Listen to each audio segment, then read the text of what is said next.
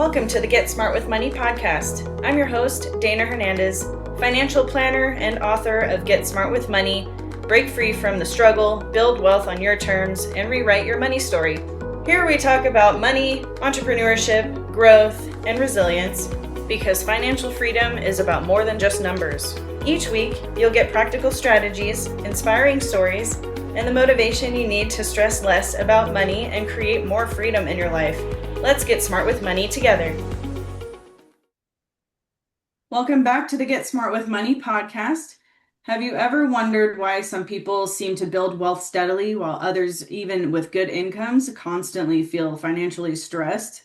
Today, I'm joined by Phil Calandra, a financial expert with more than 30 years of experience helping business owners, entrepreneurs, and families make smarter financial decisions.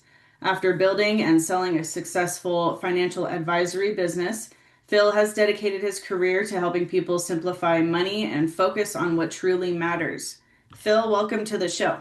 Hi, Dana. Thank you for having me today. Yeah, you're welcome. Thank you for being here. I'm looking forward to this conversation. Me too. So just tell us a little bit about yourself, your family, and your background, and what inspired you to spend your career helping others with their finances. Wow, that's a good opening question. So I have to tell my money story, and it started back, I guess I was 12 or 13 years old, and I was raised by a single mother. And I got off the school bus one day, and I was walking up the driveway with my sister, and I saw my mother and my baby sister on the front step in tears. There was a yellow slip of paper on the front door and a padlock on the handle. Mm. It was an eviction notice. And we essentially got kicked out of our home that day. I didn't speak to my father for nearly 15 years after that point. And my mother made $16,000 a year with three kids at home. So that was a source of so much pain and agony and fear as a young boy. I knew that I had to figure out how this money game worked. So I went away to college, got educated, and I had a loving grandfather, my mother's father, and he taught me about money. He was quite successful as an Army colonel, 32 years, and then he dabbled in entrepreneurship. And I think that's really I got my earliest inclination of being an entrepreneur or business owner. So I just knew after that experience, I wanted to learn and I wanted to commit to never letting that kind of thing happen to me again or to my family. And that's what led me into the financial services industry. And now we sit here in 2026 and many, many years later, and I've exited a couple of businesses and set the financial path for my future generations. And yeah, it's been really good to me to be able to learn and educate myself and build businesses now that can serve so many other people. Okay, that's quite a money story. There, there is, I always hear stories like that from different people and how they did have that sort of money struggle in the beginning where it was scary and they never want to feel that again and they want to make sure that their family never feels it again. And Right. it's it's different for people like me. I didn't really feel that. So I feel like that sort of story will push people in a different way. Like maybe that's why I'm not as successful with it yet because I know that I really want to do it. I know that I really want to help myself and others, but I've never personally felt that like poorness, if you will, you know. Yeah. I think that that's part of a lot of people's story, but it doesn't have to be a limiter if you haven't had the struggle. Without dating myself too much, I mean, this was in the early to mid '80s. So life is a lot different today. There's a lot different types of opportunity for young and old people in our country today. So I don't think that people's money story defines them. I do know that experience is the best teacher, but Hmm. experience is very expensive. So you can either learn from your experiences or you can, not learn from those experiences. Hmm. Yeah, like we were talking before this, I had put myself in debt while working at the grocery store just by getting into too many financial like payments and stuff like that, Yeah. and it created a lot of shame and anxiety around paying bills and not making enough and having to have 2 to 3 jobs at a time just so I could, and having roommates also because I just had to make sure that I could pay for a roof over my head and pay for my meals and my bills and support my Yeah. animals that I had no business even having animals, but Yeah.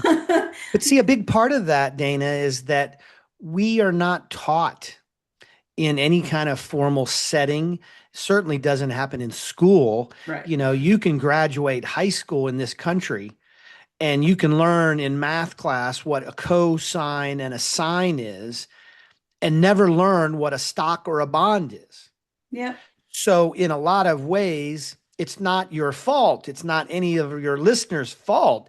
It's just the way that this system or society works. I'm not a conspiracy theorist in any way, but if you're going to be successful with money and if you're going to be successful in life with what we call true wealth, that's why we named our firm True Wealth, you're going to have to figure some of this out.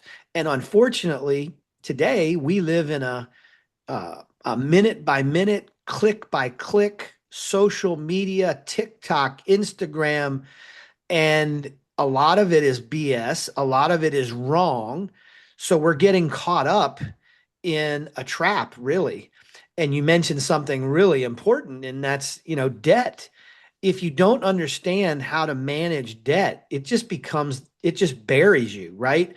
And my grandfather used to say the definition of debt is evil. The definition of investment is freedom. And investing means you give up something today to have a little bit more tomorrow. Mm. But we don't Yes. do that because, I mean, you could ask yourself at your earliest remembrance, when did you get the American Express application in the mail? I know when I was in college, I won't mention the year, I'd get Visa and Amex every other day. They were targeting the students. Yeah, of course.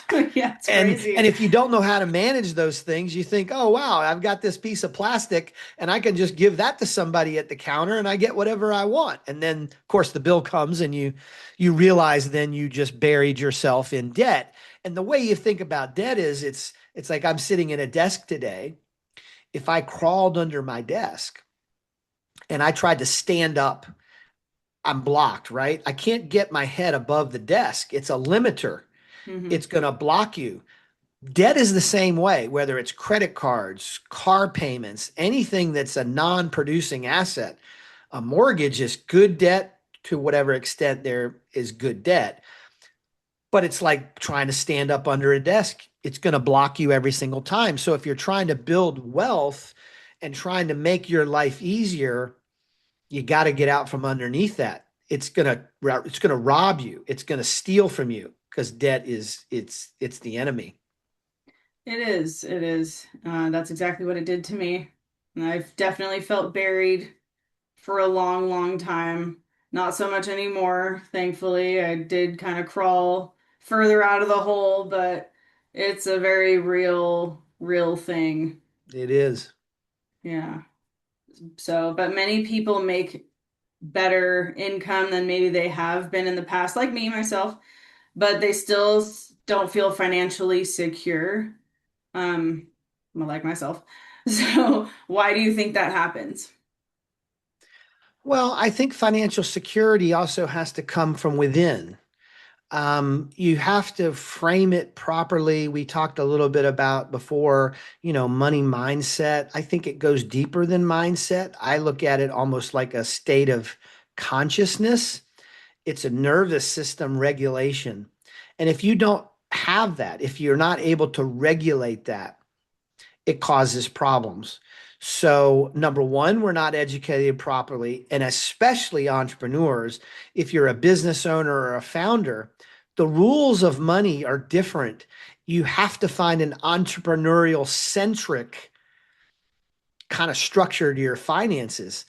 W-2 employees, people that have 401ks that have a paycheck every 2 weeks, they're in a totally different position than you and I or those that are business owners because things are so irregular and that causes that state of consciousness to get completely out of whack. So I think that's really, really important. And then the other thing I think is people, especially with money, I don't know, for men, it's probably an ego thing because we don't want to ask for help. For women, it may be fear for men as well. But it seems that we are not capable as humans to face that fear or admit that to let that guard down. I know that was that way for me. I struggled with that to be able to get a mentor, to get a coach, to get an advisor, to work with somebody that can help you navigate whatever's in front of you at that time. That's what we do for our clients. And I Right. think for entrepreneurs or business owners, it's so complex. Think about it. If you have a thriving business, it doesn't matter if it's a grocery store, a financial advisory practice, a med spa, a hair salon, anything that you're going to do in your business, you all of a sudden have this financial chaos. You have a bookkeeper, you have an accountant, you have a financial advisor, you have perhaps a fractional CFO or a business coach. You have all these specialists coming at you with, you got to do this, you got to do that, you got to file this in the state of Nevada, all these things. And it's almost like deer in the headlights. You freeze. You like, what? I don't know what I'm doing. And that's the services that we provide to our clientele is we become their what we call chief wealth officer. We sit beside the client and we help them navigate all of these specialists, all these silos so that they have one unified or holistic approach to the insurance protection, to the investments, to the house, or mortgage. I love realtors, but come on, what is a realtor's job? To sell you a house for a commission. Right. So the bottleneck becomes the CEO, the captain of your ship. You become the bottleneck because it's all coming at you all the time. And then add in there, like I said, social media and TikTok and Instagram. And it's like, I don't know what to do. So you end up doing nothing. Yeah, you get overwhelmed because there's too many moving parts. Yeah. Yeah, it's overwhelm. Yeah. That makes a lot of sense. I'm happy that there's companies out there like you guys to come in and help people because it's just a lot. You don't even know like what these certain people that you hire are even supposed to really do Yeah. also. Well, and if you assume, well, like if you have an accountant and you say, well, he's got that. That's their lane. Well, the lane always ends someplace. Hmm. And you have to have the ability to cross over from one lane to the next lane. And that's why we built our business and our structure at True Wealth Advisors. That is why we built it the way we did so that we could get very clear, objective, quality counsel and advice in all of these different areas that a founder, business owner, entrepreneur have to tackle because it's a lot and it's a problem because if you have holes in a bucket and you try and pour water into the bucket with holes in it, it doesn't matter how much money you make. It's going to slip out the bottom. It's in the way you run your business. It's in your entity structure. Am I an LLC? Am I an S corp? My tax strategy. Am I getting maximum deduction? Well, I think I am. I don't know. And then the Yeah. investment side, which, what type of life insurance do I need? What type of investments do I need? Do I need this Roth IRA? Do I need that traditional, whatever it is? So the whole premise is to coordinate those, and it's going to cost you money, but it's not going to cost you money in the end because of what you're going to gain as the outcome. And that's where I think a lot of people go wrong. They don't want to pay for advice, but I will tell you the most wealthy, the most successful they always have advisors around them. They Yeah. always get an objective opinion from someone they trust, somebody that's walked it, and somebody that can talk it. And that's a Yes. fact. So, Mm-hmm. Definitely is. I remember when I used to own a trucking company for about a year and a few months. I was like the administrator, I was the tax person, I was the dispatch, I was the person except for the driver. I you did were everything. everything. Yeah.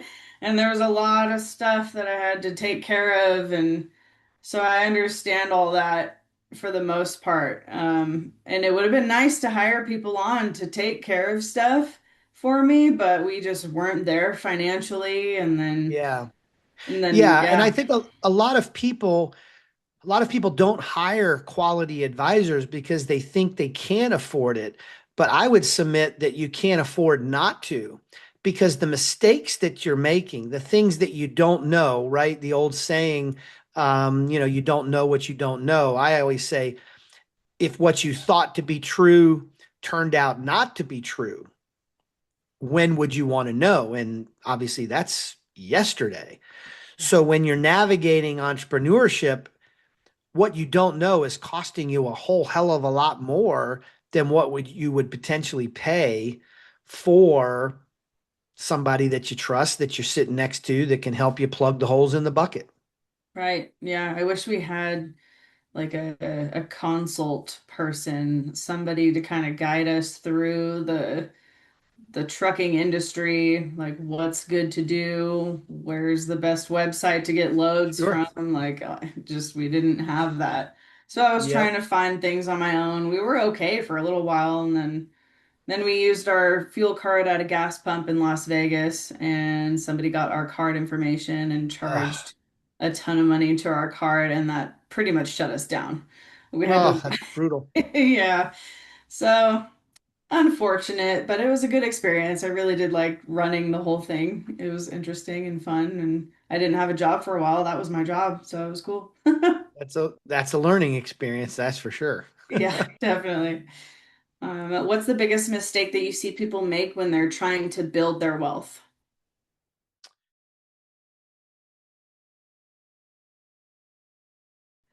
Please like, review, share, and subscribe to this podcast, and follow us on Instagram at GetSmartWMoney Podcast, as well as checking out our website at GetSmartWithMoneyPodcast.com.